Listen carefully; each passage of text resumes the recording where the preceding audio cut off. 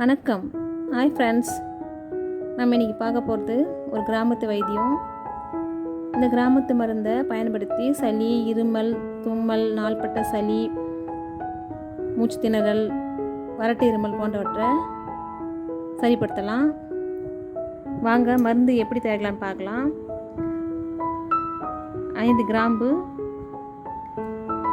ஒரு துண்டு இஞ்சி, 25 துளசி இலை, 2 பூண்டு பல்லு நான் எடுத்துக்கினேன். இது இப்போ நான் எடுத்துக்கிற குவான்டிட்டி பெரியவங்களுக்கு எடுத்திருக்கேன்.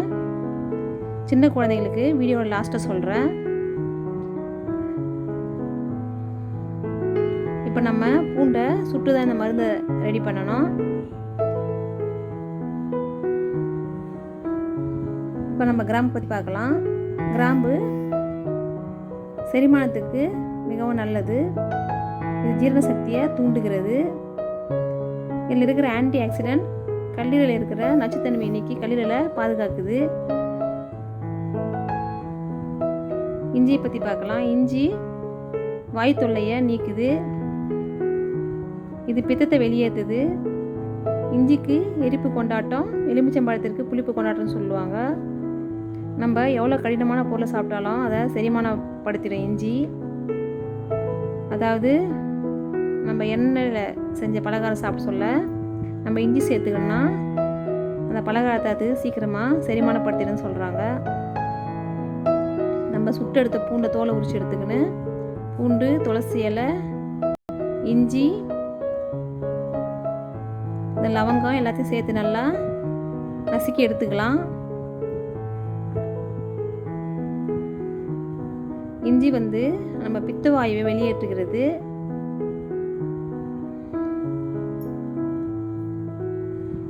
சளியையும் வெளியேற்றுகிறது. இப்போ நம்ம பூண்டை பற்றி பார்க்கலாம். பூண்டை சுவாசத்தை சீர்படுத்துகிறது. நுரையீரல் ஏன்னா இன்ஃபெக்ஷன் இருந்தால் நிறைய பூண்டு எடுத்துக்கலாம். தொண்டை எரிச்சலை சரிப்படுத்துது பூண்டு. இப்போ நம்ம நல்லா நசுக்கி எடுத்துக்கணும். இப்போ இந்த இஞ்சியோட சாறு, பூண்டோட சாறு, எல்லாத்தோட சாரும் இந்த உரல்லையே இருக்கும். அதனால் கொஞ்சமாக தண்ணி ஊற்றி இந்த உரலை அலசி அந்த நம்ம இடித்து வச்ச கலையோட எடுத்துக்கலாம். இடித்து வச்ச கலையோட நம்ம இந்த தண்ணியும் சேர்த்து கொதிக்க வைக்கணும். இப்போ நான் 2 கிளாஸ் தண்ணி எடுத்துக்கினேன் குட்டி கிளாஸால்.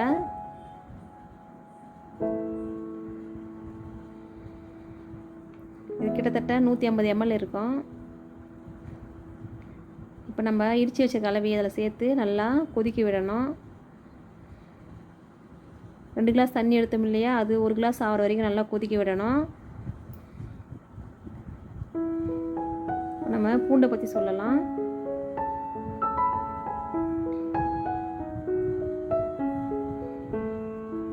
பூண்டு வயிற்றில் இருக்கிற கேஸ்லாம் வெளியேற்றும். இதுவும் செரிமானத்துக்கு ரொம்ப நல்லது. துளசி மூலிகையின் ராணின்னு சொல்லுவாங்க. இது ஒரு கோழை அகற்றி, நெஞ்சில் நிறைய பேர் கோழை சேரும், அந்த கோழையை அகற்றத்துக்கு துளசி மிகவும் பயன்படுகிறது. இப்போ நம்ம நல்லா கொதிக்க வச்சுக்கணும். இது பெரியவங்களுக்கு நான் ரெடி பண்ணியிருக்கேன். இது 2 வேளை 2 பேர் குடிக்கலாம்.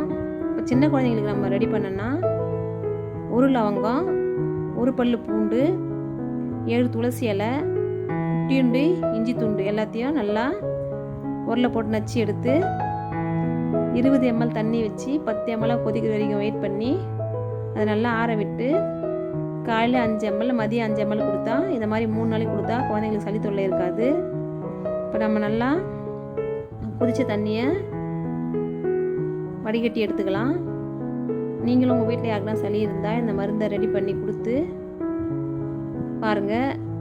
அதனோட ஃபீட்பேக் எனக்கு சொல்லுங்கள். இந்த வீடியோ பிடிச்சிருந்தா ஷேர் பண்ணுங்கள், லைக் பண்ணுங்கள், கமெண்ட் பண்ணுங்கள். புதுசாக பார்க்குறவங்க நம்ம வீடியோவை ஷேர் பண்ணுங்கள். நம்ம சேனலை சப்ஸ்கிரைப் பண்ணுங்கள். தேங்க்ஸ் ஃபார் வாட்சிங்.